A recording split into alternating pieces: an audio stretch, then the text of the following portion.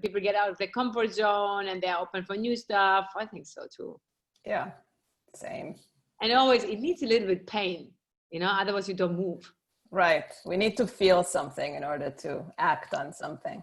So yeah. This is a good Hello. exercise. Hey, Anita. Hey, Sam. How are you? I can't see you. You cannot see me? Let me see. Sam is on, I think. There we go. Hello. Hey. Nice to see you. How you been? Very good, actually. We just said we started the conversation like easily, and then we said it needs pain like coronavirus to move on and to restructure and rethink and so on. And the people are more open for everything else, you know, and usually they don't listen. Everything is too much and too complicated. No, everyone is listening. Everyone has time. Everyone is listening. Surprise, surprise. Yeah, definitely acceleration of a lot of projects that should have been done a long time ago. Exactly. Happening in a very rush. Exactly. Hi, yes. Hello. Hello. Thanks for joining us. How are you? Good. How you doing? Doing really good. I'm super excited for today, just to see all of you on, and already some great conversation, and we haven't even started. Yeah. So, I'm looking forward. Some of you I've met face to face and in person, but many of you I haven't. So I'm looking forward to the moment that I can actually give you a big hug in person. Yeah. I know we've met online a few times, but I'm excited for the day we can reunite with humans in life. Yes. But we're getting some news that Europe is starting slowly to create a plan of opening up. So, or Europe at least, we're getting some good, you know, that there are some dates, and that's encouraging. Yes, it is. How is life in New York? Well, I'm outside of New York. We left New York City, became really scary and really hard to leave the house. So we're actually in Long Island, right outside of New York, in the Hamptons, and super grateful. I was going to do the call from the we are neighbors, Lily. Oh no, I had a feeling that, you know what, from your camera, it felt like you were, I can feel the Hamptons through the screen. I was going to do the call from outside, but I felt that it would be a little loud and also mean, yes. Mean, yeah, exactly. I was looking for the kind word for, it wouldn't be, I think in a few minutes, there's already some participants logging on, but I think in a few minutes, we're going to see a lot of them on. Yeah, I'm excited to hear the questions. So I know you got my email, but the team, there's a lot of FS team members on the call here today. So they're handling everything on the back end. You don't have to worry about anything. So if you're seeing people like, I can't hear, I can't see, don't worry. We've got it down. This is our 18th webinar. So we have it under control. Boris, so good to see you. Hello, how are you, Lily? Good. Hello, everybody. Hello, hi. Boris was my ally in pulling this together so quickly. So I appreciate it, Boris, for thank you. Reaching out to everyone. Sorry for the on-time show team, you know, they just send me a WeChat and they will not be able to join the meeting. Okay, great. Sarah, you can switch that slide. We actually have a different slide without them on it. So we're ready for everything. Here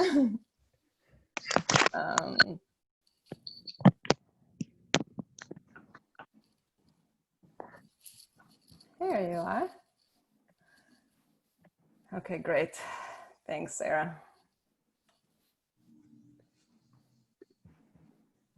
So if you guys open your chat and also the Q&A at the bottom, it's at the bottom of your screen, you'll be able to see kind of people flow in, and also people will start talking on chat, and it's really nice. So if it's not too distracting, I mean, you guys are not moving any slides, so you don't really need to control anything on the screen, but it's nice to see, the hello from every different country. It's a nice feeling. Are you able to hear me? This is Michelle. Hi. Yeah, Michelle. Hi. We hear you. Okay, fantastic. Wanted to make sure. And are you able to see me as well? Hold on, Yes. let me see. Let me see if I could see you, Michelle. I can see you. I can see. Oh yeah, okay, I see you. Dorothy, can you say something so we can make sure that we hear you? I think her little arrows are, okay, we know that. Carolyn, we can see you and hear you. Jillian, David, Kelly. Dorothy, let us know when you can. Matthias, I know I heard you. Yeah, Dorothy, I don't, yeah, okay, there's another. Anita, we heard you. Boris, we heard you. Michelle, we hear you and see you. Sharifa will be, I see elements on Sharifa's screen. Here she is. Sharifa. Hey. Hi. New haircut. Yes, Sharifa.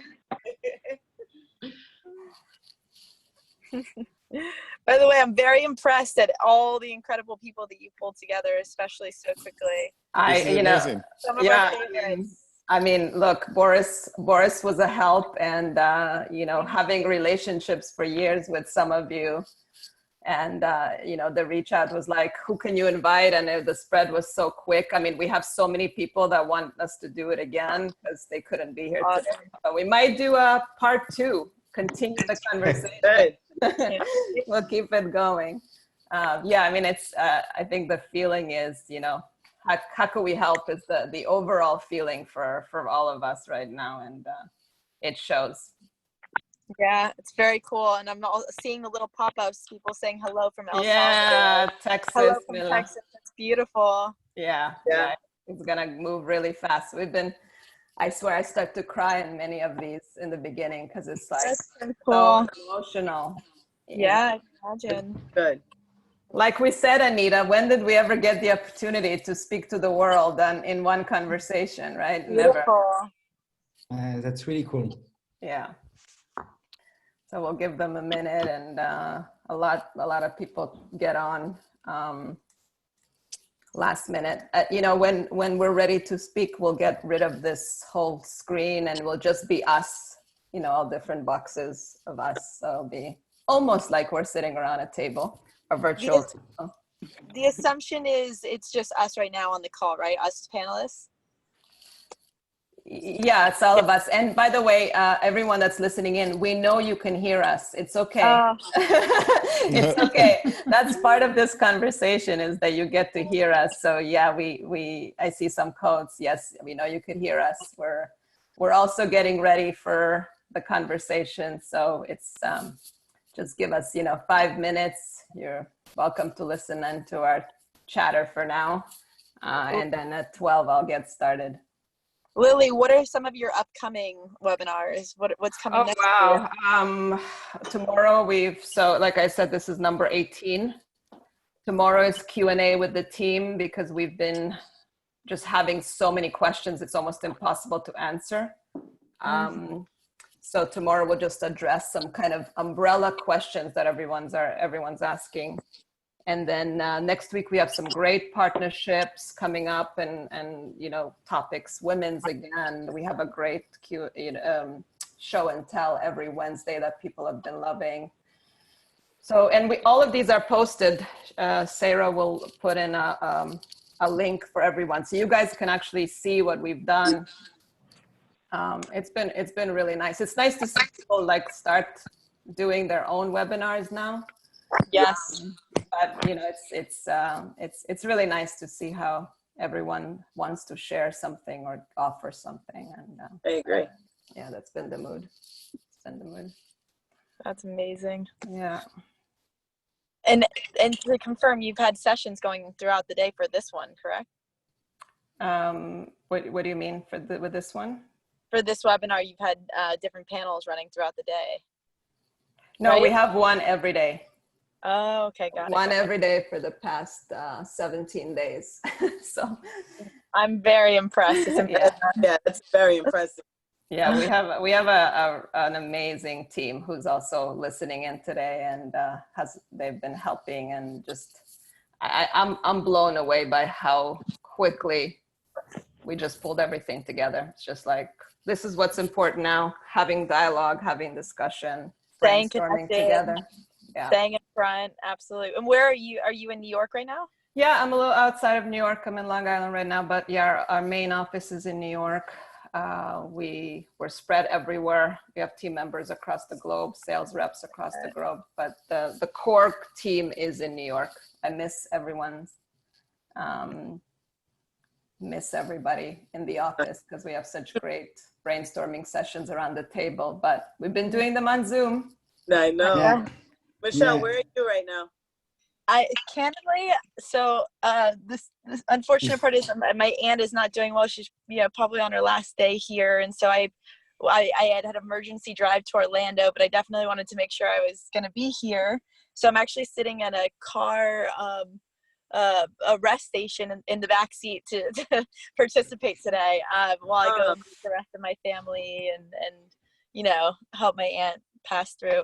So Well, good yeah. luck.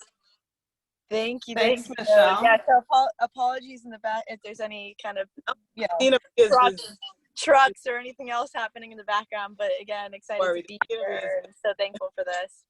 Yeah, no, it's I think people have gotten used to the background noise, and also we have Sarah on the background, in the background, muting each of us when we need to be muted. So yeah, feel free to mute me if I start to go off the rails. No worries. So I think Lily, this is Dorothy Belshaw. Can you hear me? Yeah, Dorothy, we can hear you now. Can you see me? Yes, I could see you and hear you. We can see you. Okay, all right. Sorry, I need to coordinate my phone with my screen, and sometimes that's a little wonky. So that's depending on how many of my children are in a Zoom classroom, it can be a little challenging. That's very cool. Same here. So everyone's sharing the bandwidth. Yeah. So we'll just give it a minute. People will log on through the time while we're on. So just, we can continue the conversation. Okay, I think we can get started since it's 12 o'clock Eastern time here. So welcome all of you that are joining us. I see that many of you are logging on right now. Welcome to this incredible webinar that we put together with these incredible trade show leads. We've had some really fun chatter so far before starting, so I could already see kind of the mood in the room, in the virtual room, of all of us really wanting to connect and share and express how it's been for us, and also to really connect with the community. I think it's vital that we have dialogue, that we have conversation, and that we come together, which was the real intention here. Thank you, all of you, for joining us. As I said, this is number 18, and some of you have been here every single day, so we don't take it for granted. We love all your comments. We love that you are grateful as well, and we love that you keep showing up. So today's a rare opportunity. I've met several of these trade show leads because trade shows have been what we follow on a seasonal basis. I've attended many of these events myself. The team has attended all of these events across the globe through our years of coverage, but I've never had the opportunity to have them all around the same virtual table. So I'm grateful to the partners that have reached out to other partners to get all of you on here. I'm grateful that you all said yes, and that you showed up, and that you're willing to discuss. And I know that we don't have all the answers. So if all of you are logging in to get specific answers and clarity, that might not be the space. I think what we're creating this for is to have conversation and to create what's next together, as opposed to looking at one another and asking for real clear answers. Nobody has those. So don't expect those today, but participate and say, ask the questions that you're curious about, and we'll do our best to respond to as many of them as we can. I just want to set some logistics and talk about our series and what else to expect. So as I said, all of you that have been joining us, this webinar is part of our Fear into Fuel conversation. We really wanted to connect and really serve the community, answer specific questions, cater to what you're needing right now. We wanted the industry to keep moving. We saw that a lot of our partners were just frozen in time and they didn't know what to do. So our goal was, let's inspire, let's communicate, let's have conversation, and let's turn this fear into fuel, which kind of was the name to our webinar series. For all of you that don't know about Fashion Snoops, I just want to quickly say that we are a global trend forecasting agency. We use artificial and human intelligence to surface trend-driven business opportunities. We've been around for 20 years, and we've helped brands, retailers, and manufacturers in all different areas: fashion, accessories, home decor, beauty, yes, beauty, and other consumer-facing industries. That's why you're seeing so many different trade shows here, because these are the markets that we actually get into. So I just want to say that we'll probably run over an hour. So if you need to go, you're responsible for your own time. This is being recorded. So, and it will be posted on the same site as we've been for the whole time. Sarah will share the link right now in chat. You can get in there, share it with the people that couldn't join us today. I know many of you communicated that you'd want to be here, but you have other things going on. So share that with your coworkers. So stay for as long as you can stay. I don't want to stop the conversation, especially if we're in a good flow.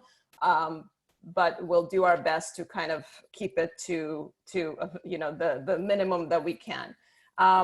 Why did we create this? So first of all, community is more important than ever. I think what we're all realizing through this time is that being together is so important. And many of you, these companies, these industries that we're talking to, the trade show industry, you have been what holds the community together. You are the ones that bring community together. So it's interesting to see that now that we've had a little kind of pause, how much we're missing these times where we would come together.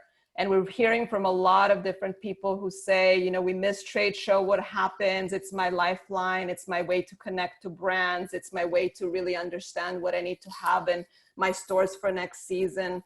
So it's interesting to see that from going to feeling like, oh my God, I can't be everywhere all the time, to I really want to connect with people. And I know we'll address a lot of this today. I think we're all questioning, what do we really need to have physical and what could happen digitally? I think we're living in a digital reality right now. Everything that we've kind of prepped for and technology that's been around forever, we're now utilizing to its utmost capacity.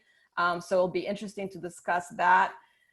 What's clear to us is that this is a colossal problem. It's bigger than all of us. So in order to solve it, we can't do this alone. This will not be one trade show coming up with the solution that heals everything. This is not one silver bullet. This is not one answer. This is all of us coming together to impact change. It's a time where we lean on each other. It's a time where we learn from each other. So all of you are asking, what will happen to trade show? What will happen? When will they come on? What can we count on? I believe that the best way to know what the future will look like is to actually create it. So we have some powerful leads around this virtual table. And I think together we can create anything, which is part of why we wanted to start this conversation. So audience, please ask questions. Please offer suggestions. This is your opportunity to say what you've been thinking, what you've been noticing by attending these shows. What do you need? What would you like to see? How do you need to be supported? Really, the only way to be heard is by actually voicing it. So we look to you. So before we move forward, I want to introduce this amazing panel that we have gathered here today. Boris, why don't you go ahead and just say hello and introduce yourself. Hello, I'm Boris Provost. I'm the CEO of Tranoï Show based in Paris. Thank you, Boris. Kelly, why don't you go ahead and introduce yourself? Everybody, I'm Kelly Helfman. I run a few of the Informa Markets shows for fashion, including WWD Magic, Project Women's, MeCam Americas, which was formerly FM Platform, as well as Sourcing at Magic. Thank you, Kelly. Anita, would you go ahead and introduce yourself? Hi, my name is Anita Tillman. I'm the founder of Premium and Seek and managing partner. The shows are taking place in Berlin and I still love it, even though I'm doing nearly 20 years. That's awesome, Anita. Thank you. Dorothy, would you say hello and introduce yourself? Dorothy Belsaw with International Market Centers, and we produce shows in Las Vegas, High Point, North Carolina, and Atlanta. And our apparel shows are held in Atlanta. Thank you, Dorothy. Raffaello, would you say hello and introduce yourself? Just a second. Yes, I'm Raffaello Napoleone, 31 years handling Pitti Immagine, Uomo, Bimbo, and Tilato in Florence. I like very much what I'm doing, and we are waiting for next edition in September of Pitti Immagine Uomo.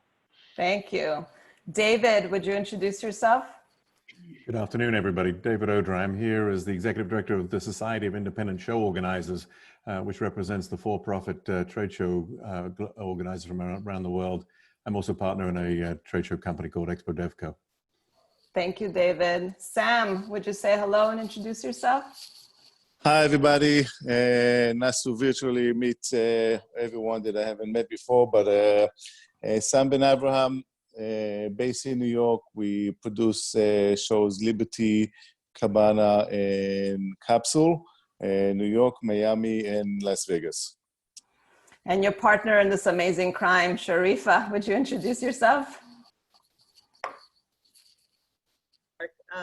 Like Sam said, we produced the 3 shows, Liberty in New York and Las Vegas, Capsule and Cabana. Caroline, we would go way back. It's so great to see you. Would you go ahead and introduce yourself?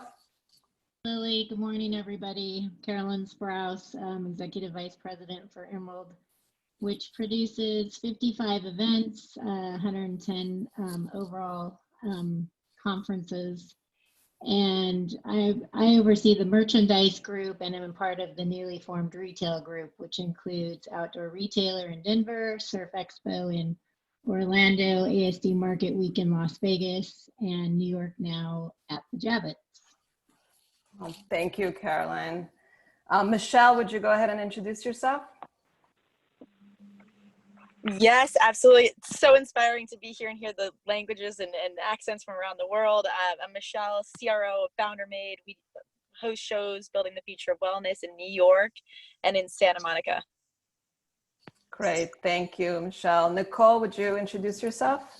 Hi, everybody. I'm Nicole Ryla, and I'm the founder of Retail Minded. Essentially, I produce content both in physical print as well as digital, virtual, and live experiences, as well as the co-founder of the Independent Retailer Conference. I'm also the spokesperson for Small Business Saturday from American Express.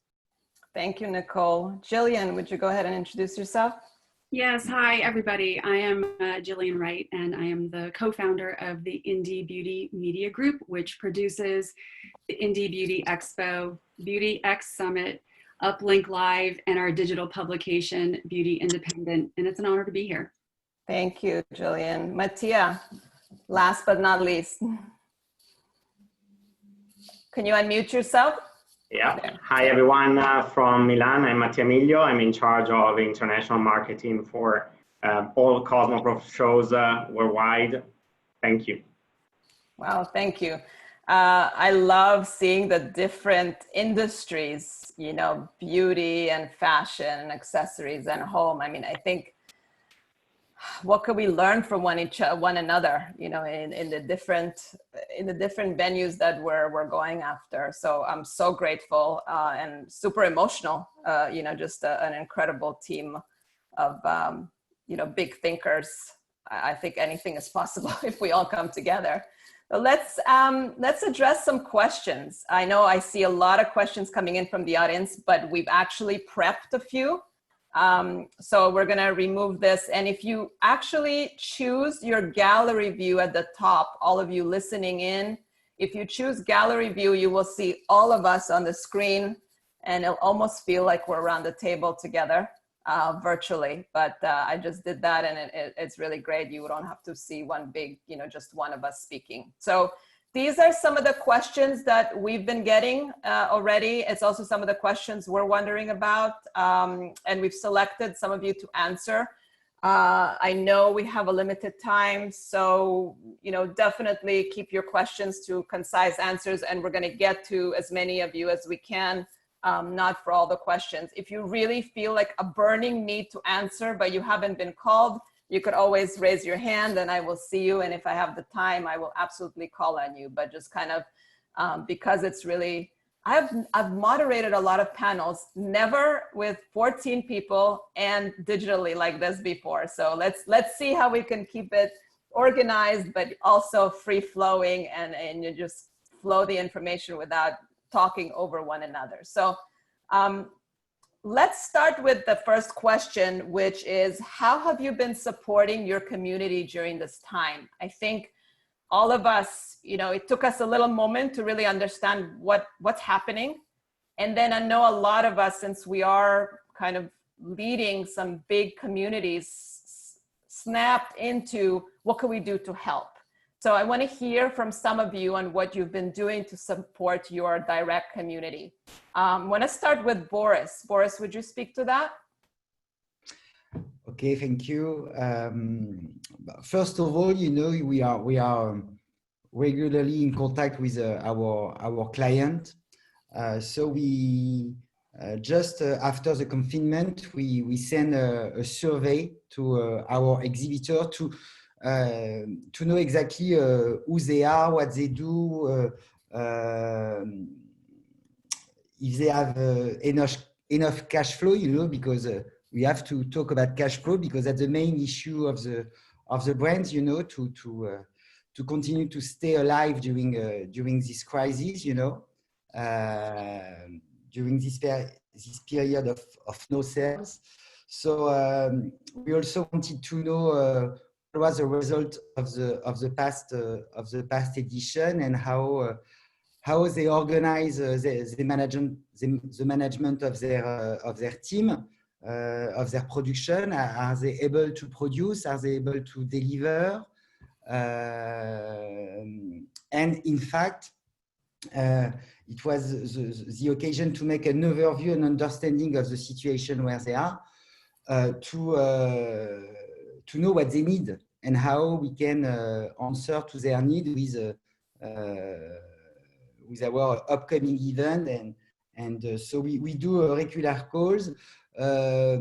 We try to communicate to a different way. So most of us, we completely digital at the end of this crisis, because from our side in China, we launched a weekly Insta Live. It was my first time. I did it three weeks ago. So we gather our community on different topics to share our concerns, our doubts, and also our positive thinking about how we're going to recover about this crisis. But also we gather some experts on different topics, on different markets, on different opportunity the brands could have to recover and to become for sure different after this crisis, but maybe stronger. Yeah, thank you, Boris. Caroline, do you want to speak further to what you guys have been doing to support your community? Sure. It feels like, I know a lot of people you see on social media have time to clean their closets and read books, and that's not happening over here. We've really worked really hard to pivot, and I'm really proud of all of our marketing teams. So, we miss the face-to-face interaction more than ever. So we're trying to pivot to digital and communicating with our customers in ways just like this. It's part of why I asked Nicole to be on the panel today. We've created a lot of content, blogs, videos, and really just trying to do a lot of personal touches, having our teams, reach out to as many of our vendors as well as our attendees, and supporting them with I think most of us would agree that 85, if not 90% of the people that participate in our events are small businesses. and they are completely overwhelmed by what's happening and don't know where to go to get the information. They need help filling out forms, who to speak to, and so forth. So we're really trying to be that, take that really consultative approach and provide as much content to them, daily updates on our websites, videos, webinars, all of these types of things to just connect with them and support them. And a lot of it's just sharing, right? Like we're doing today, you know, having them talk to us about what they're doing during this crisis, at both not just on a professional, but sharing their personal stories as well. Yeah, that's awesome. Jillian, do you want to complete the conversation with this question? Absolutely. We have our digital publication, Beauty Independent, which reports on everything in the independent beauty space. And immediately we came together and created a Beauty Unites resource center. And we're pulling articles and information from various sources to have a compilation of information that people can go to and stay informed and feel comfort, and to continue building that independent beauty community, which is, as you know, very, very fragile. And along with the resource center, we also have a section just about COVID and what beauty entrepreneurs and the industry is doing in the wake of this pandemic. So we launched this the 24th of March, and we decided to add the COVID section because that's all anybody really wanted to read. There's so much uncertainty out there, and I think when you hear from other entrepreneurs and other people and read what they're dealing with, you feel a sense of comfort and validity. So we are adding to the resource center on Beauty Independent every single day, and all the articles in the COVID section are journalistic, so they're being written by our writers. And that's really the first step in this entire situation that we've done to bring the community together. Yeah, I agree. Thank you so much. So let's move to question 2. This one is a moving target question. And, you know, I want everyone that's listening in to really know that these team leads would be so happy to give you an actual date that they're going to have the show. I mean, I think every one of these incredible leads that's their number one concern, is like, how do we put something on the calendar? Now, we also know that's in many ways impossible. I mean, if you could right now tell me when the next time you're going to be able to travel and see somebody, I think we'd all be shaking our heads going, I wish I knew.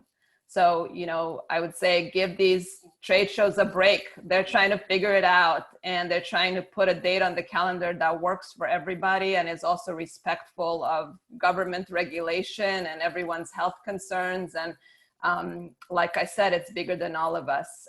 Although all of you, every time we speak, is like, when's the next show? And I know that it's nice to see the urgency, right? Because I think on the other side of this, we were like, I can't go to more shows. They're all at the same time. And how many more can I go to in one season? And now we're like, when can I go to a next show? And I know with some of you, we were working on some amazing galleries together that are now on hold. And we're also eager to come and start doing them again.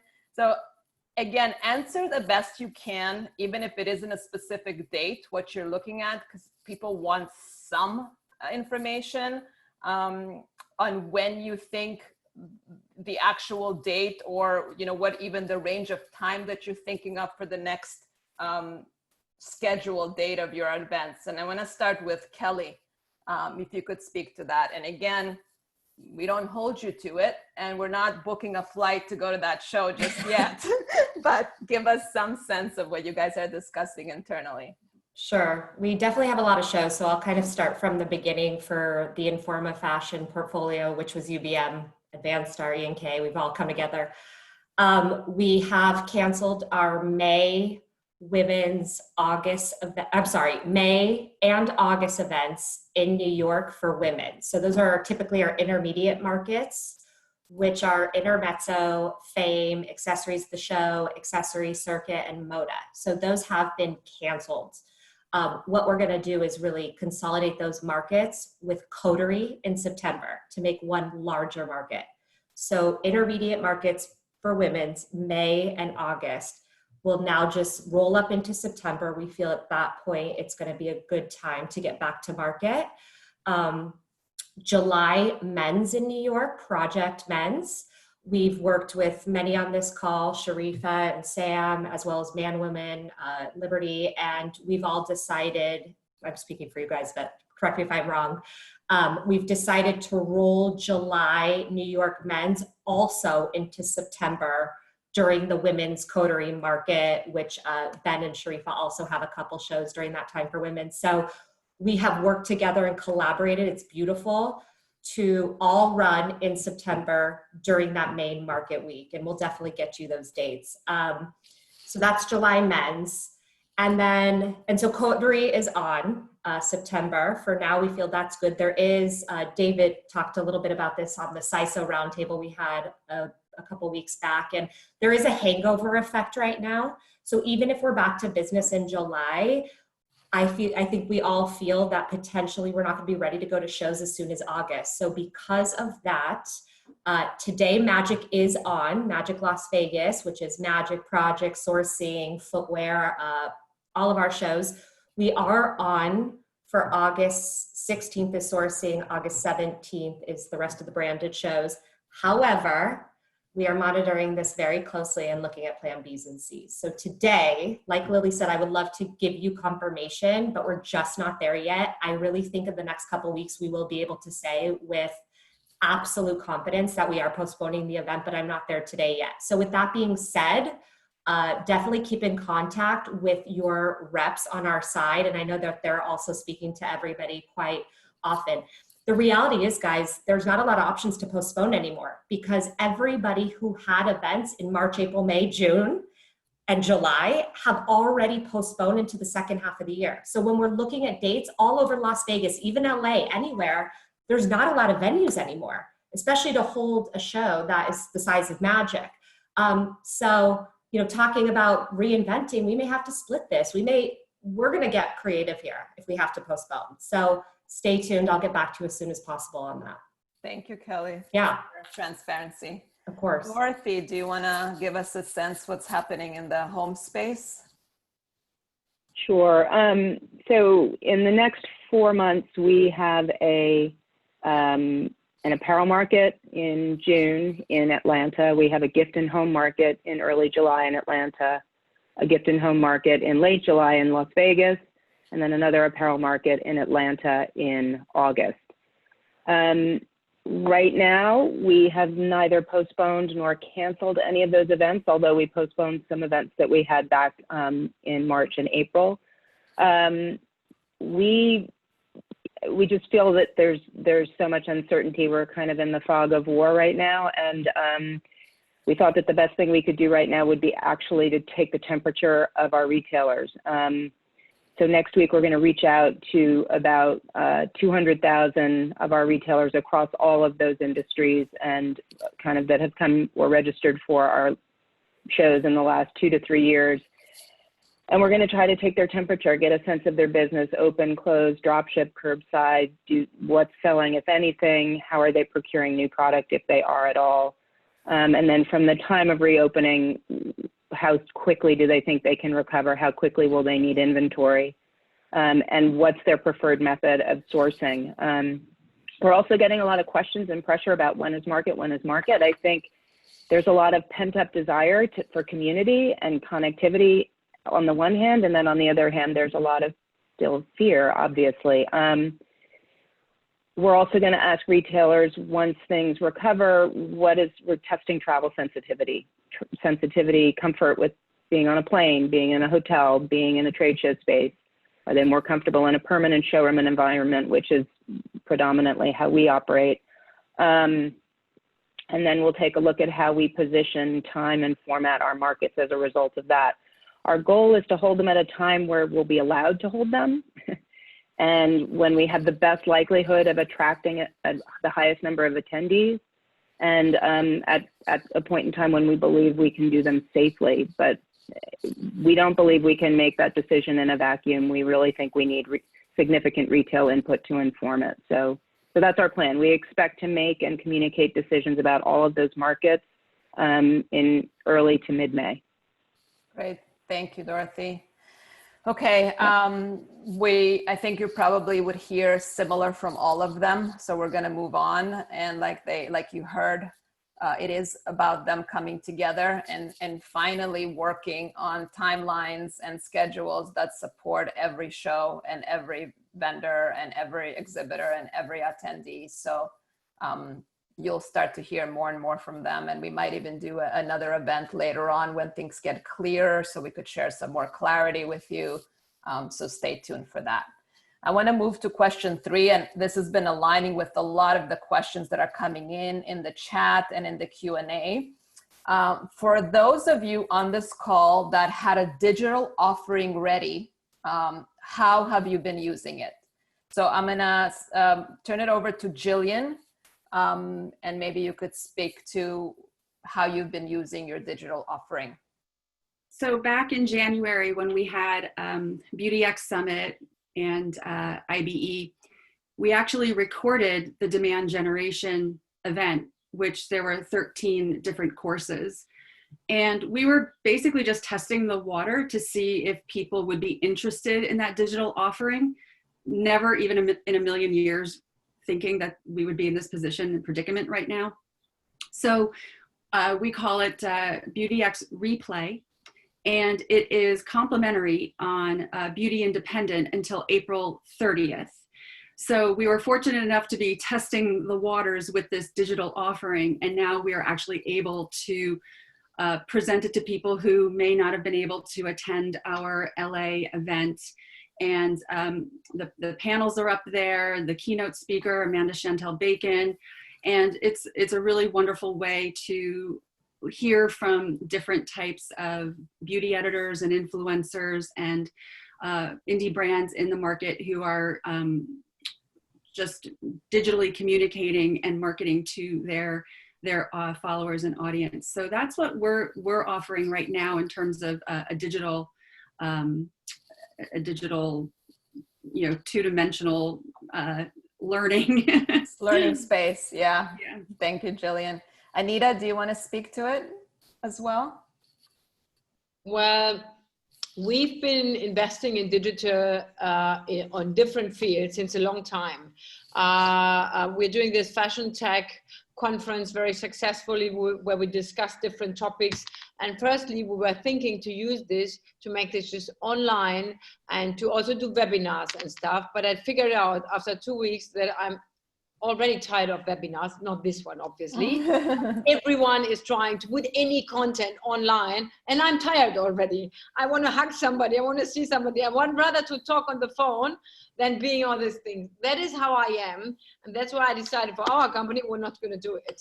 Okay, what we do, because in our case, our trade show is differently. First of all, we show men and women together, what most of the other trade shows don't do. Right, so we have men and women together. We show all the segments or a selection of all the segments together. That's where we are also limited because of the dates. Okay, we still expect, just to come back to question 2, we still don't know if we will take place this summer.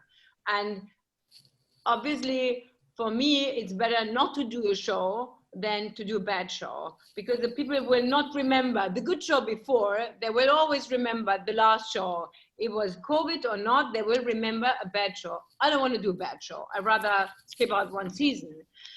We started 3 years ago, our own digital app and platform called v.com, which we have integrated successfully into Jour, right? And so we've been working with Jour now 1 year together on different fields, and I'm actually right now, it's a good timing to roll out what we've seen. So my vision for the digital stuff is our show is, we concentrate, it's not just a pure order platform. We haven't been an order platform since the beginning. So we focus on content, community, commerce, and also on communications, right? So if we cannot communicate physically with each other. And we reduce it just on the order, so we can use Jor and rather use our team to take the phone and say, listen, for everyone who is not in Jor yet, now you have the chance, and now they're also open and willing to use a digital platform to do the orders. Because in our calls, what we did, we called all our exhibitors and all our buyers, and they will obviously order less than they do normally. Okay, that is for sure. So do they need necessarily, I'm just talking for Germany, not for everyone else, but do they need a trade show in Germany, just the Germans?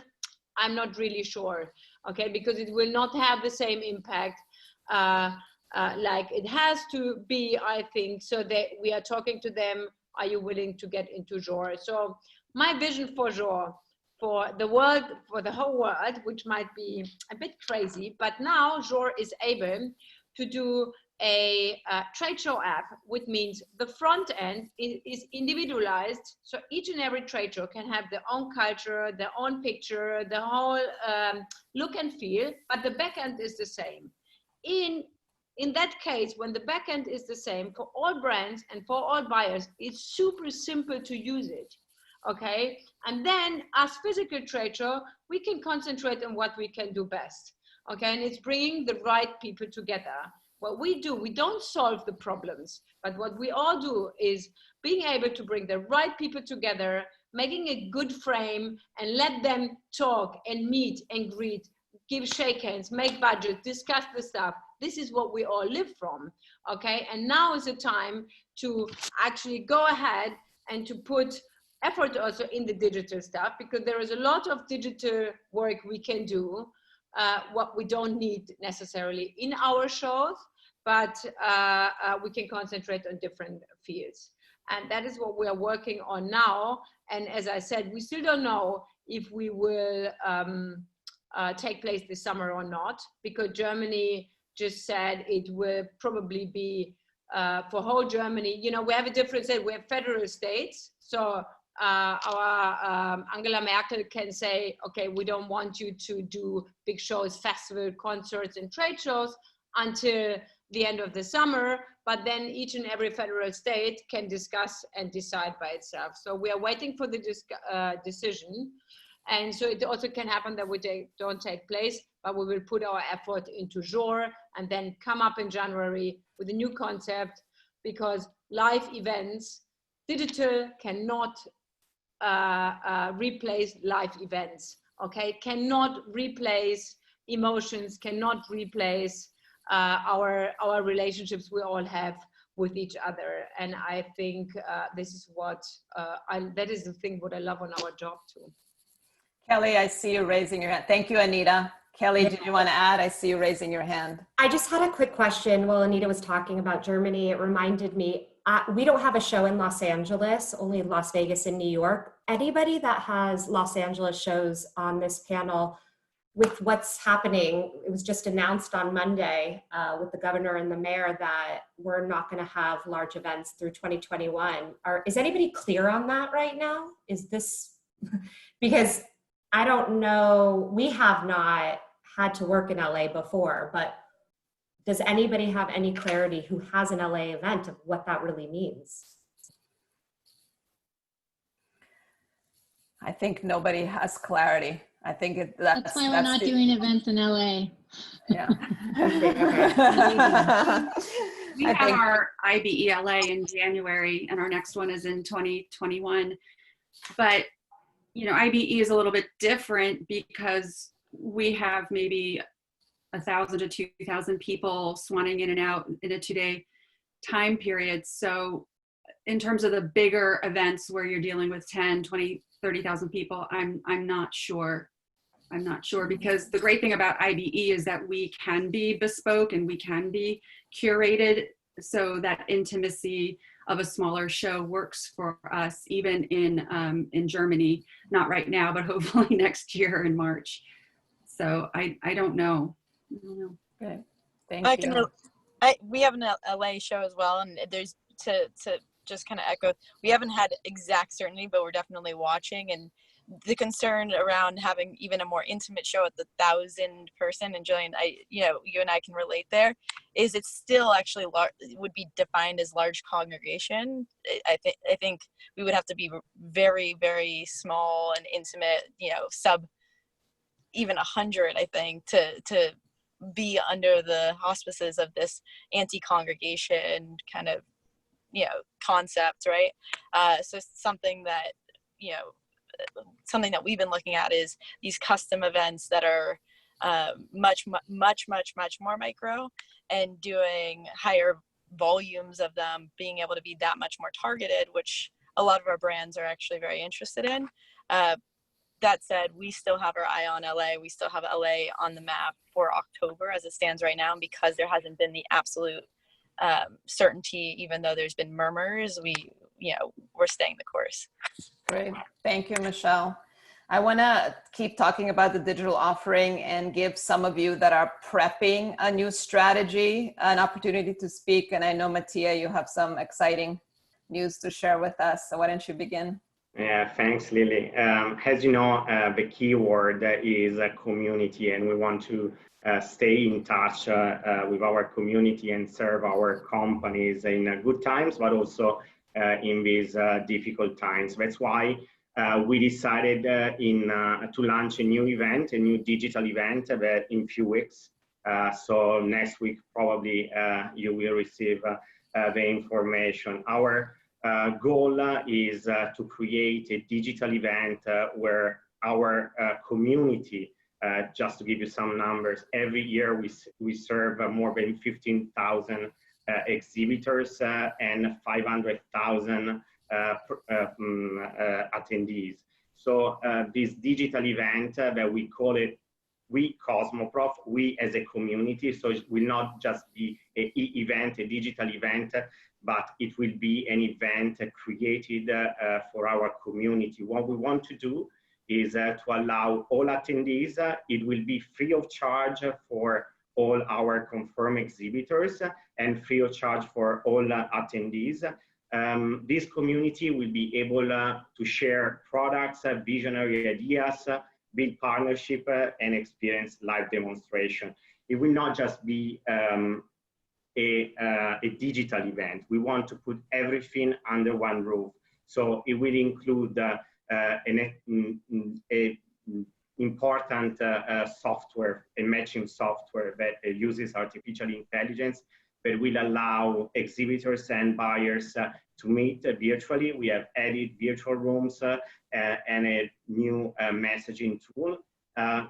We will add our Cosmo Talks, our series of seminars with many partners from all around the globe. And I know that Fashion Snoops will partner again with us. And we will create the first Cosmo virtual stage, a stage where all salon owners, hair masters, spa owners will be invited to share their experience, services. Our goal is to create an event where all our community can share ideas, thoughts, and understand what's going to be our industry and build with our community the future of beauty, we say. It will be free of charge, so it will be an event for our community, for our confirmed exhibitors, and for all attendees. And we think that this is the way a trade show like Cosmoprof can serve the community. Wow, that's so exciting, Mattia. We can't wait to be a part of it. So we'll wait for information and that you could share with everyone else, but good job there. Thank you for sharing it with us. Sam, do you want to speak to some strategies, some digital strategies that you guys are implementing? I think everybody covered all the digital strategy pretty good up to now. We are exploring different options. We've been looking into digital for some time, but now we're definitely accelerating all those conversations and looking into digital solutions. And hopefully by June, we're going to have something in place to share with our customers. I really don't see anything happening this summer. September is the first time that we thinking about something, but I really don't believe that anything gonna happen until 2021. So digital is definitely gonna take a major effect in relationship between us and the customers and buyers and brands. Yeah, agree. Thank you. Let's move on to question 5. How are you using this very unique time to reset, to reinvent, and how are you rethinking the role of the trade show? I know that we've already addressed some of it, so maybe hearing from some other people. Raffaello, do you want to start with that conversation? Yes, that's Lily. Thank you very much, Lily. Of course.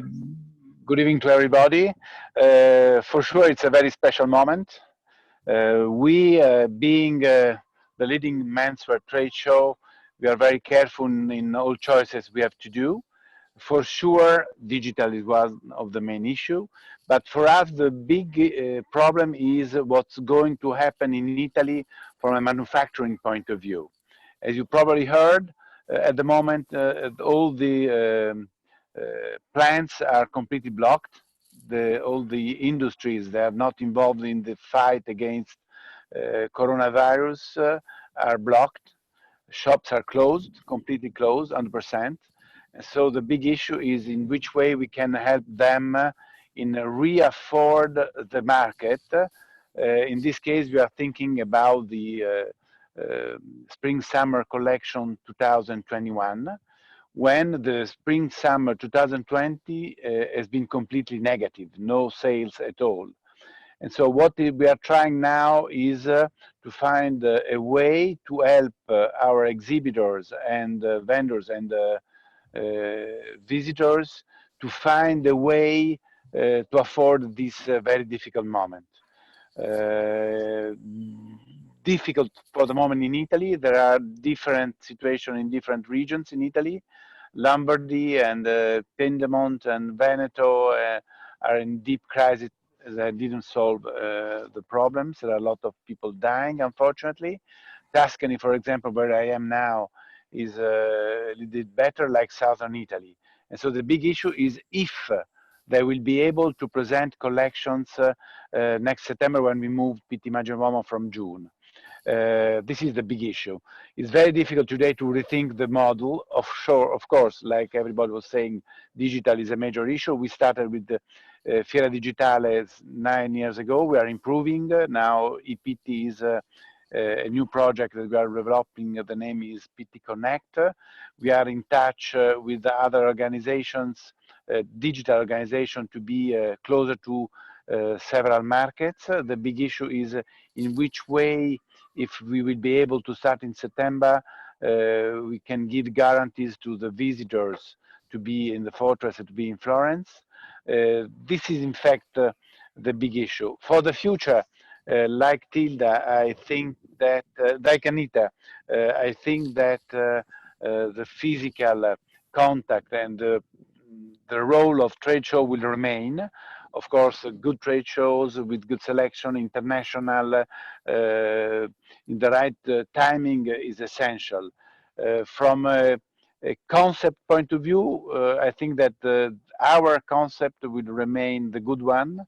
We think just to tell you something, we already got 47, close to 50% of application forms. And so people is, especially the small exhibitors, are looking and waiting for Pitti.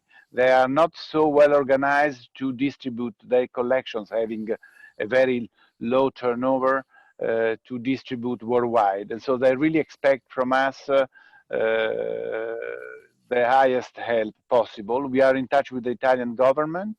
We have had yesterday what we call Tavolo Moda, a table of all the fashion association and industries, to use the public investments to improve the facilities to join, if possible, Florence and the other towns like Milan for the fashion shows in September.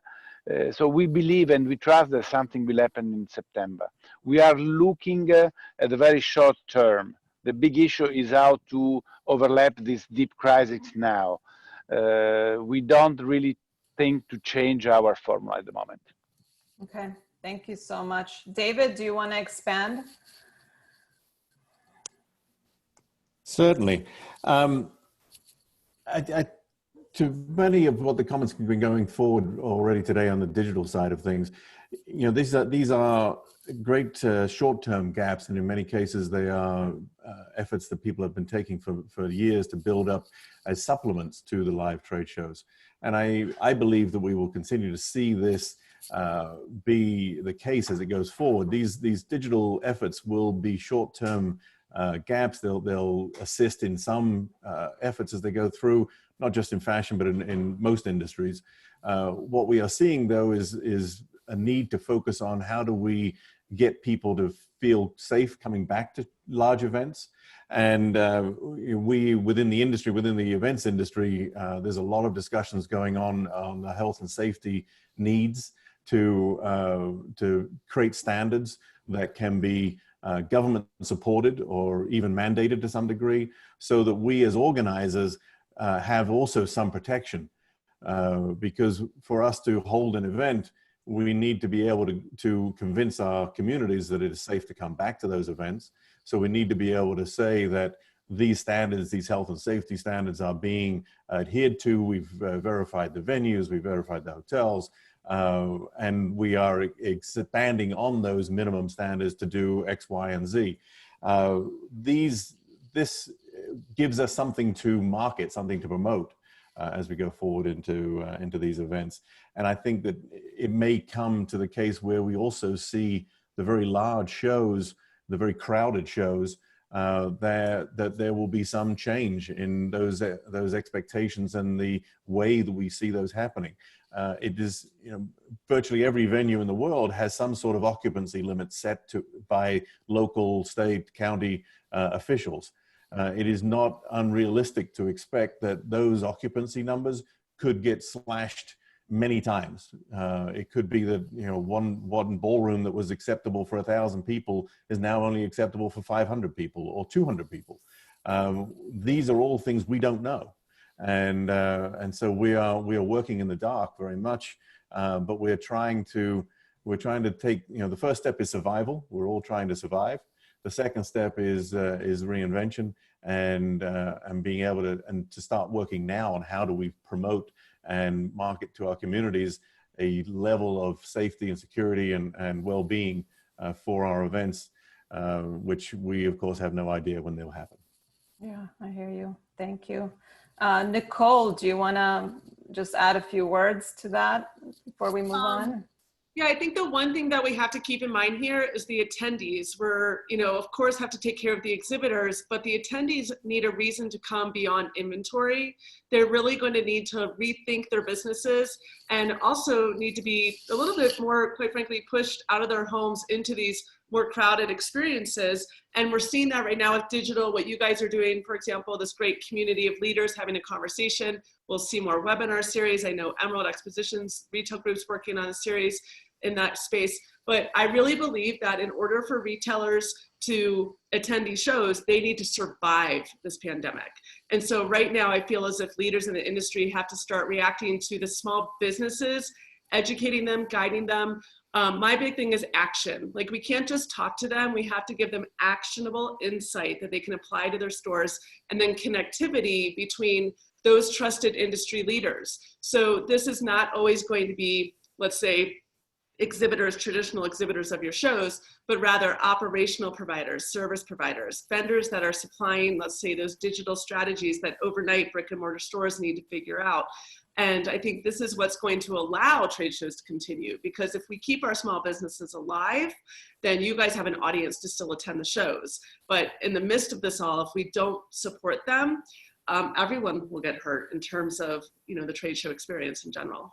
I couldn't agree more, Nicole. Thank you for that. Kelly, I see you raising your hand. Is there something you wanted to add? I just want to everybody, on this call to expect events to be a little less sexy, a little less glitz and glam. The reality is we're going to save a lot of those dollars. We too are having issues because our businesses are going to shrink tremendously because of these new rules that David's speaking of. So the events, when you attend now, are going to look very different. We're not going to have big concerts. We're not going to have all the cool activations necessarily. We're going to take those expenses, and a show like Magic could spend $500,000 on carpet. What if you actually cut the carpet and put that money towards helping get the retailers there? Exactly. So these are all things we're working on to reinvent and reimagine. But I just want to set everybody's expectations that's on the call that attends these shows that it's going to look different. It might look a little slimmer, but it's because those things all of a sudden aren't very important. We want to make sure to just do business and get you guys there. And so the glitz and glam, it's going to be probably more sustainable. Yeah, for sure. A lot less waste. And we're going to just do what's right for the business and cut a lot of the hoopla. I love that. I love that. Anita, did you raise your hand? I think you're probably agreeing. I agree, but there is a big difference between the US and Europe. Okay. Yeah. The US market is much more pragmatic, much more, and we're always straight to the point. It's about business, and you could put away and go through this. The Europeans, forget about it. That's not going to happen. Okay, if it's not charming, if it's not this, if you don't have the vibe, they're going to criticize you forever. Okay, that's why that is you're in the bigger advantage than I think me and my colleagues in Europe. Can you scale it down? Can it be more manageable? I think what you're saying, Kelly, and I hear you, Anita. It's interesting to see how every country reacts. We're all dealing with the same thing, but reacting in different ways. And our history and our kind of tradition is in the mix when we're making those decisions. But, I think what's interesting about what Kelly's saying is like, what's essential? What is really essential now? And really focusing on that and having, and I agree with you, Anita, we still need to come together to feel something. How do we add the feeling component and the engagement, but also supply what's really essential and reduce the excess and waste and everything that just was there because that's the way we normally do business. And that's what's expected as opposed to what's really needed being in the front of the question there. And I think that's where we come together and ask our community, what do you really need? I see Michelle raising her hand and wanting to add. Yes, well, comment there, just as a little backdrop, we weren't show people that built another show. We were startup people that grew up with our network of SMB brands. And so a lot of our experience is actually directly relatable to the brands that we're serving. And we didn't have the luxury of, having raised capital coming into the show. So out the gates, it was about co-marketing and finding partnerships where there's mutual benefit. And so a lot of what our show has been built on is actually creating value for both sides to be able to actually create those experiences that are value add to a show versus not necessarily having to take capital away from delivering retailers, but instead really being creative around how we work together to create an awesome experience for a shared audience that we all are trying to create. And so I think it's more a time of creativity and partnership and saying, I know we used to maybe pay, X amount or not, but here's, we're all going for the same goal. How do we actually be more collaborative so that we can maintain an incredible experience together and all win? And that's the conversation we've always had. And that's the conversation we're sharing in terms of actionable tips to startups. I mean, that's the conversation we're telling our brands to do is, tell the retailers and ask the same question. How can you help them? Because as much as you're suffering, they're suffering. The more you can be, mutually accretive, I think there's a much larger opportunity to win there for everyone. I agree. We have so many questions coming in, so I just want to wrap up the ones we prepared and then address a few questions from the audience. I want to end on the community conversation that we started on. And I really want to ask, how will the concept of community now shift or evolve for the trade show industry? I know we've touched on it, but Sharifa, I just want you to speak to that because I've always loved your community engagement. Yeah, well, I really want to say first off, I think we've already started to shift just from this conversation today. I think us all coming together just to have this conversation is probably one of its first, and just working together to figure out the dates and all of the other things that we have been in communication with Informa, with the Man Show and all the other trade shows to me, has been a big shift in our community already. I think trade shows should just take a bigger role in supporting and facilitating like activations and working more closely together. I think that is how we're going to change, the community shift. I also believe that us coming together to basically give you more information, give the clients more information, but working very closely together so that it's not repetitive. I think that that's what you'll see in this community shift. I think that this time is really not such a great time for our community, but it's also a good time to rebuild and start again from the beginning and just kind of think about the basics and think about what's important, which are the brands and the buyers and all of the attendees that come to the show. Yeah, agree. My inbox is flooded with questions, so there's no way I could read them all. So I've asked Jenna, one of our team members, to log on and just pick her favorites. And then for you guys, just raise your hand and we'll call on you if the question resonates.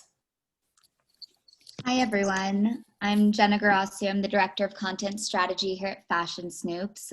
We've gotten a lot of amazing questions that really kind of run the gamut. But I think one of the biggest questions we've been getting that I think kind of is a common thread throughout a lot is a lot of attendees are kind of asking how, and I know a handful of you already spoke to this already when we're talking about how to reinvent trade shows, but I think a lot of attendees that are maybe part of smaller brands are really concerned about how they can differentiate themselves and stand out in this moment, especially as some trade shows have been postponed or canceled. So we've been getting a lot of questions to you guys about how, if and how you're using this time to rethink how to better support and promote brands in new ways. I mean, the question is always how to support brands. We have two target groups. One are the exhibitors and one are the buyers to come. And we have to support both. So the question of the exhibitors to say how you can support us, we get the same questions from the buyers, how you can support us. Because what a crisis like Corona crisis and COVID will show is also who's able to survive and which brand makes an impact and which store is really relevant. We will know in a year from now on, okay, what the result is, but we have to always try to understand both sides. So it's not just about supporting brands, it's also support the buyers as well. And I think everyone in the industry has to ask, and we have to ask ourselves, do we really solve a problem of the people we achieve? Do we really make their business better, their life better, and whatever? I can't answer these questions. So every brand has to answer the question by themselves. And so every store does. We know a lot of stores who, I'm not surprised that many stores are closing. I'm surprised that they're still alive. Okay, I'm not serious. That sounds very hard, but is also very pragmatic and realistic. I'm not surprised that so many brands are suffering. I'm surprised that they're all still there. Okay, and it's to really the end consumer do need so much stuff out there. So, trade shows do not solve, again, the problems of the industries. What we do is also to mirror the market and to mirror what's on there. And sometimes it's better and sometimes it's not. And that should be, I think every product we put on the market should make the market better. This question, you know, I can't answer the question for each and every brand. It's a great answer, Anita. It's a great answer. I mean, I think, you know, product with purpose, or really thinking about the solution you're solving, and we'll be addressing a lot of that in what we guide our another brands. T-shirt on the market. Yeah. Okay. What's the point of bringing another T-shirt on the Exactly. market? Exactly. Okay. So, you know, and I'm sure there are very good brands, but there are also brands, they should rethink their product. And then if it's really relevant, we can help, of course, to present this to the market and to put attention on that for the buyers, but it also should help the buyers to get more end consumers in the stores. Got you. I see Raffaello's been raising his hand, and Yeah. Boris, I see you as well. And Kelly, I see you as well. There is one point that we didn't touch, is the consumer. In Italy, in Europe especially, the big issue is the consumer. A retailer will stay alive, and also a manufacturer, if the market will restart. And here, at the moment, in Europe, the market is completely blocked. And for sure, next 6 months will be very tough. And this is the main issue. Our future is not just in changing, and we have to change and improve, but is to relaunch the consumption. In Italy especially, we have a very strong tourism passing through the country. And before starting the same numbers we have had for decades, it will be very, very difficult. And so safety is a major issue, the opportunity to travel again. This will be the key point for our future. If the market will start again, and e-commerce, as you probably know, is not the only answer, because it covers in the Anglo-Saxon country 20% of the market, or 25%. We have 75% of the market is physical. And so we have to push the consumer to restart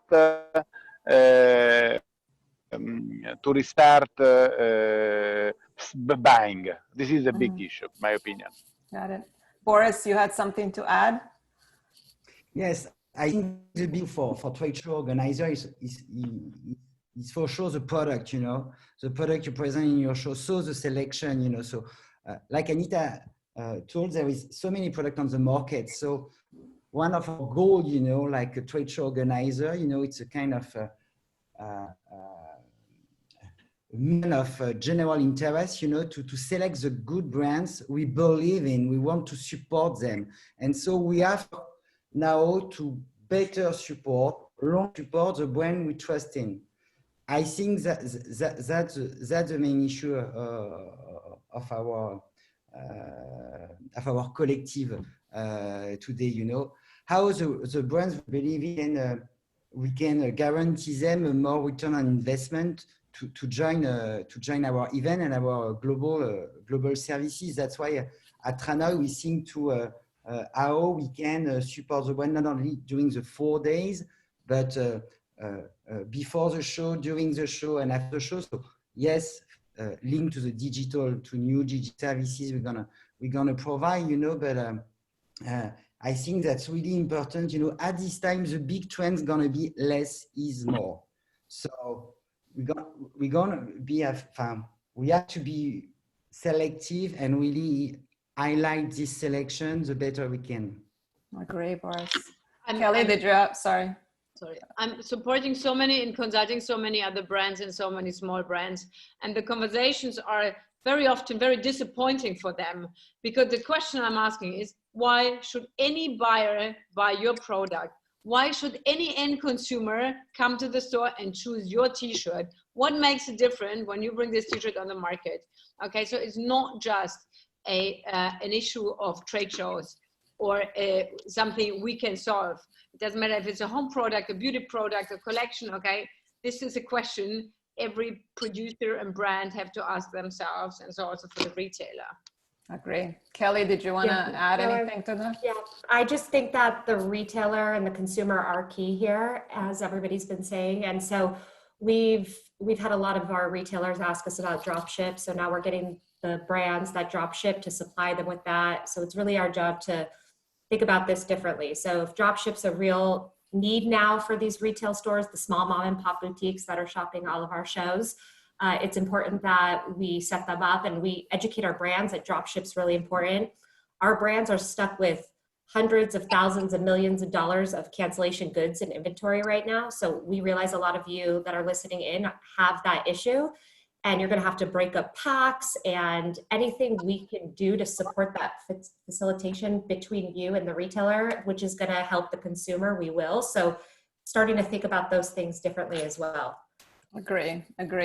I'm sure we all have a lot to say on that, but Jenna, was there another questions? Maybe we'll just take 2 more questions and wrap up. And all of you that are still with us, we love you. We appreciate you. Thank you for sticking with us for over an hour. Jenna, anything else that seemed different than what we've addressed already? Well, I actually think, and maybe this is just the last question and people can kind of answer it in their own ways, it kind of speaks to what Kelly and Anita and Boris were already talking about, which is something that as a trend company, we've also been talking about, which is this idea that as a trade show, you are kind of this connector. So you do have access to understanding the consumer, the retailer, the brand, and your client, so to speak, is really so many different facets of the industry right now. And we've been getting a lot of questions. Again, I think a lot of people on this call right now are from the brand perspective, but just asking and wanting to know more about future demand. And I think just as Boris said that the future is really going to be less is more, and kind of as well where Anita was talking about the reality of really asking why should anyone buy your product. I think this overall idea of this connector and communicator is really key here. And I guess the question that I would ask based on all the questions that kind of came through here today is, are there any strategies or initiatives that you're kind of rethinking what that means to be the connector so that you can help those different parts of the industry? Oh, that's great. Yeah, Dorothy, please go ahead. You're muted. Oh, yeah, that's better. Thank you.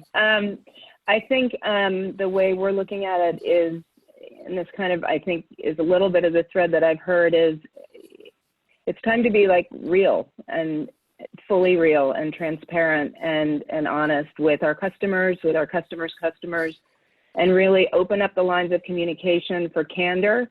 I think, after here in the United States, after the Great Recession in 2008, after 9/11, as recovery began, we saw an incredible amount of creativity. We saw some of our cottage producers, which exist in all of our industries, really doing amazing things and responding to fear, to any of the sort of sociological threads that were happening. I think that's the beauty of these industries, is that makers and manufacturers and designers, they do react and they do come out with incredible things.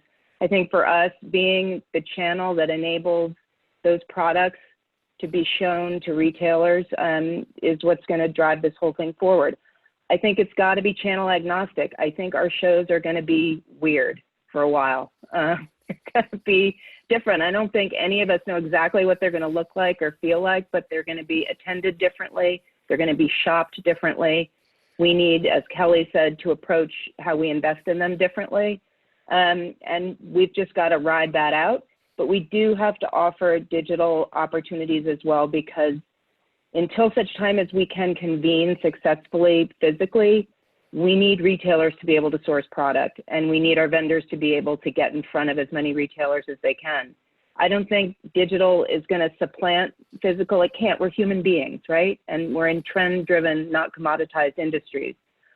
But it needs to support it until such time as the physical feels safe. And so I think we have to be open to those things working together. And I think we just have to be super, super transparent with our customers. I agree. Jillian, I know you had your hand up. Thank you, Dorothy. Jillian, Yeah, I'm listening to everybody, and I think we are all in agreement that we are in the people business, the business of people, whether they're brands, our exhibitors, our buyers, the press, service providers, our attendees. And in the near term, we're all trying to do our best by delivering different types and modes of communication, whether it's a webinar, an Instagram Live, so on and so forth. And that's okay for what's happening now. And if you're a brand listening to this, I would 100% work on your pitch. And to Boris's point, saying, you know, less is more, I've always been about less is more, and really thinking and honing in on what your needs are in your life. But that's not really what we're here to say to people. We're here to say, you know, here is a showcase of the most incredible products, the incredible brands. You know, for us, it's the indie beauty space. But we're right now living in this very isolated two-dimensional world, which will, when we get back to that human connection and communication, it will definitely be different, and we're going to have different rules that we will all comply with on the professional side and the producing side, but also that need to be with other people. I mean, the most incredible thing that I get to do is walk around and meet all of the brands and shake their hand and say hi or give them a hug. And that's going to look very different when we are up and running again. But this is a multi-billion-dollar industry, and it's not just going to go away because we crave that physical and human relationship. So I think we need to focus on that in the new rules, but that's just not going to go away. I agree, Jillian. Anita, I know you had your hand up. We were one thing, what we are discussing the most, and I think Raffaello tried to explain it from his side, is the question we are, and the topics we are talking the most about is it's about our whole fashion system. Okay, it's overheated, and does the crisis help us to change rhythms and to slow down the speed we're having? Okay, more collections, 10% more every year in an Excel sheet. Do the end consumers do that? Does luxury need that speed worldwide? What means luxury today? Do we need to deliver so much products? So we are talking about carpets, Kelly. Yes, I think it's very important, but the carpets will not change sustainable for a long time, the world. Okay, what can see is, do we have the chance now, or is it possible to change some parts of the system generally to slow down a bit the whole system? Okay, you can start from production, from retail, from everywhere. Do we need to have sales so early? Do we need to deliver the stuff so early in the season? Do we get to the point we cannot open on Sundays, the retail? We are talking about so many things, but we're not allowed to open on Sundays. Okay, if the Catholic Church in Italy is very strong, I can understand it. There is still the Vatican, there is a Pope, it's Italy. But in Germany, it doesn't make sense at all, okay? Nobody believes in Germany anything. So to say they are having not the chance to choose to open on Sunday to kind of balance out the missing time right now, these are the things we are discussing right now in Germany, and discussing with associations, discussing with the government on many sides and aspects, is will COVID help us to rethink a few points, little points? We will not change everything. The humans are like they are, okay? And everyone is greedy, and everyone wants to have more. And as soon we find the medicine against COVID, we will start again. But maybe the time we're having, we can change 1 or 2 or 3 little things. Okay, that is the chance we see right now in Germany, at least, and with my European colleagues, to see what we can do, and is there any, are there any possibilities? I couldn't agree more. I mean, these are what's interesting about this moment is these pain points existed before this reality. Everything you're bringing to light right now, we've been questioning that for a long time, but we were in this hamster loop on this treadmill to catch the next show, catch the next delivery, catch the next offering. And now the universe is giving us an opportunity to really pause and question everything. And I really hope that the industry takes the time to really address the things that haven't been working for us for a long time, but we were just doing them because that's the way we've been doing them. So thank you for sharing that. Anyone else that wants to add to this? Sam, I see I wasn't sure if your hand was up before. Go ahead.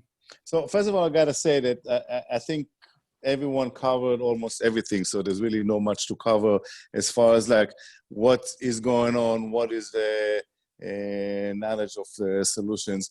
But we did one collaboration, and I feel like in this stage of anxiety and stage of fear, people cannot really think straight. People are like, the decision-making process is very difficult. We did a collaboration with Inkscape, which providing free access for meditation process for the next couple of months for all people in fashion industry. The founder is an ex-fashion guy and we did a collaboration. And if anybody in this chat that would like to have an access, please reach out to us and we can give access to everyone. And I think it's a little something to give people who in that stage of anxiety. That's yeah, we believe in meditation, especially me. So thank you for that offering. I know you guys have been doing some great partnerships. So thanks for that one. Carolyn, I see your hand up.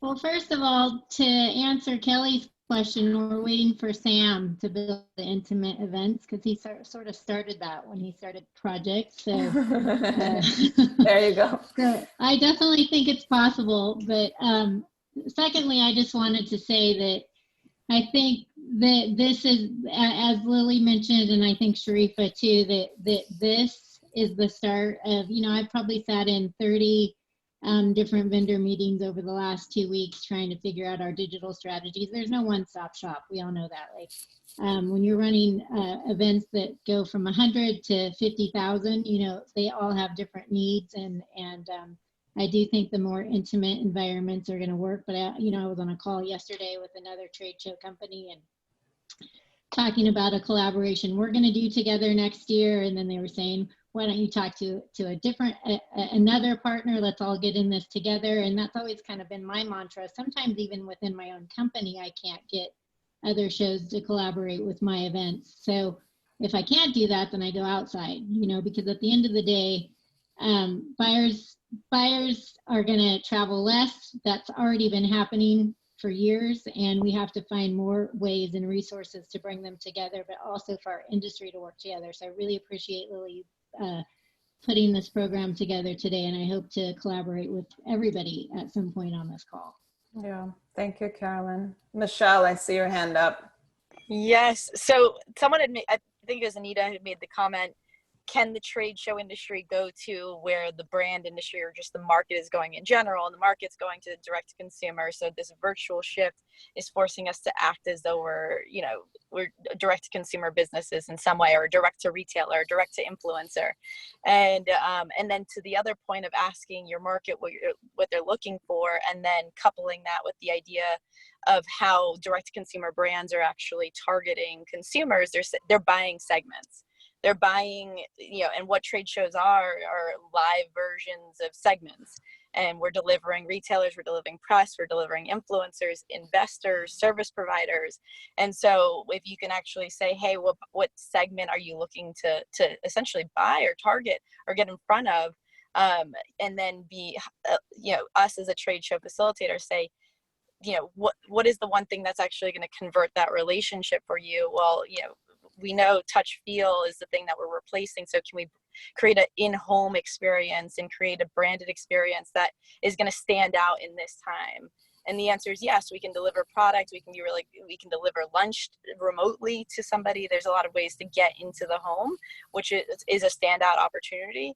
And then the other is to tell the story. And so if you can actually say, let's find your target audience, let's get the touch feel component, and let's let you tell a story through something like a virtual custom event, something like this, but coupling it with a touch feel branded experience by being hyper targeted, like that, that allows us, at least in the short term, to do that.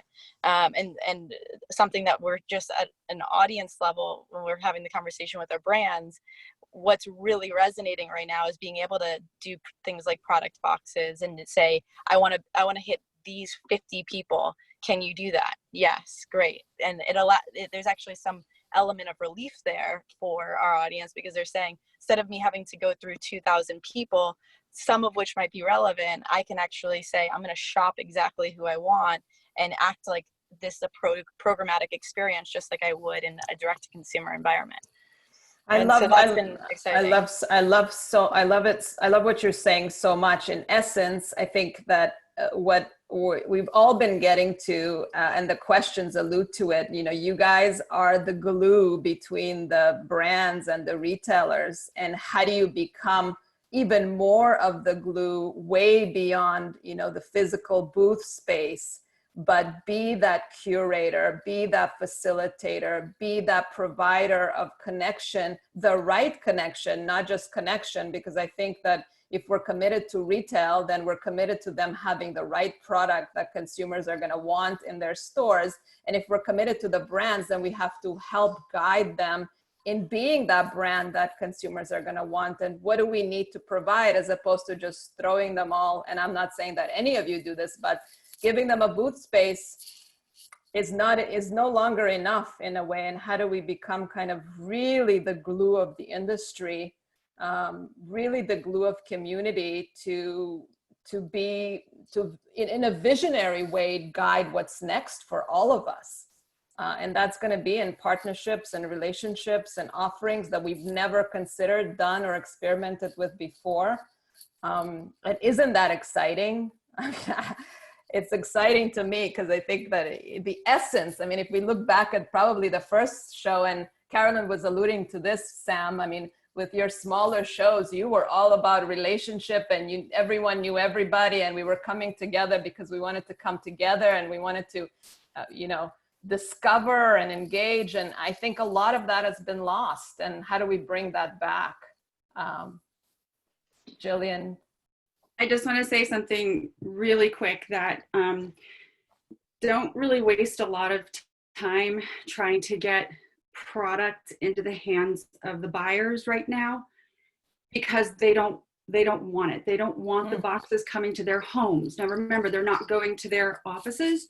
So if they're being bombarded with 30 to 40, 50, or however many, products or brands, they're not taking, they're not biting. So I just think that, we're in the trenches, we're hunkering down. And I think right now is the perfect time to learn and to observe and have these amazing conversations that we're having right now.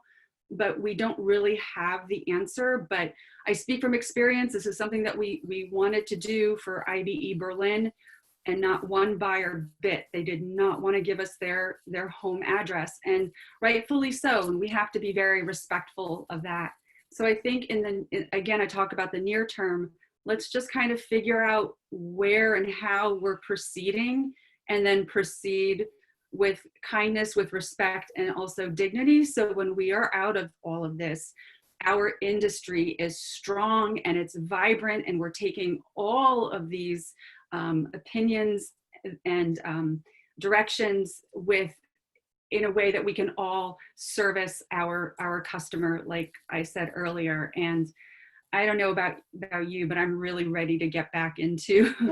Yeah, same. Amen to that. Carolyn, if it's burning, I'd love for you to speak. If it's not burning, I wonder if we should start wrapping up, because I know that some of you had a 1:30 cutoff time. Totally quick. I was just going to mention that we're all doing a lot of research, having a lot of strategy meetings and so forth. So it might be interesting maybe in June to reconvene. We're doing some outside research and collaborations, and I'm sure everybody's in the same boat, and we could probably share more then. Yeah, I'd love to do this again in June when there's some clarity. I hope there's more clarity than we could even imagine. I'd love to get all of you to get back around this same virtual table. and have conversations of what we've discovered, what we've implemented, what we now know. So thank you. I'd love to take you up on that, Carolyn, and reconnect in June and recreate this for all of us. But in the meantime, I'm so grateful that each one of you took the time to show up. The engagement has been crazy on chat. I think some of you could see it. We might share all the questions with you all in case you wanted to answer, and we could post it in the same place where we post the recording. So just, if there were some questions that weren't answered that we can get to post to, we'll try to do that. But again, thanks to each and every single one of you that took the time. I think what I've learned from this conversation is that we are sharing the same pain points. A lot of us are finding similar solutions. I can feel how committed you guys are to your industry. And I think that it's going to take that commitment and passion for what we've been doing for so long to create something incredible after we all come out of it. So thank you again for joining us today. And I look forward to having intimate conversations with, direct conversation with each of you. Thank you, Anita, for that heart. Is a heart to all of you. Yeah, and just thanks again. You could just say goodbye and log off. And thank you so much. Thank you. Thank you. Guys, thanks for doing this. Thanks, Lily. Bye, Sam. Bye, Bye, Sam. Bye. Bye, Bye, Sam. Bye-bye. Bye-bye. Bye-bye. Bye. Bye, Bye, Boris. Bye, Sharita. Bye, Michelle. Thank you. Bye, Rafael.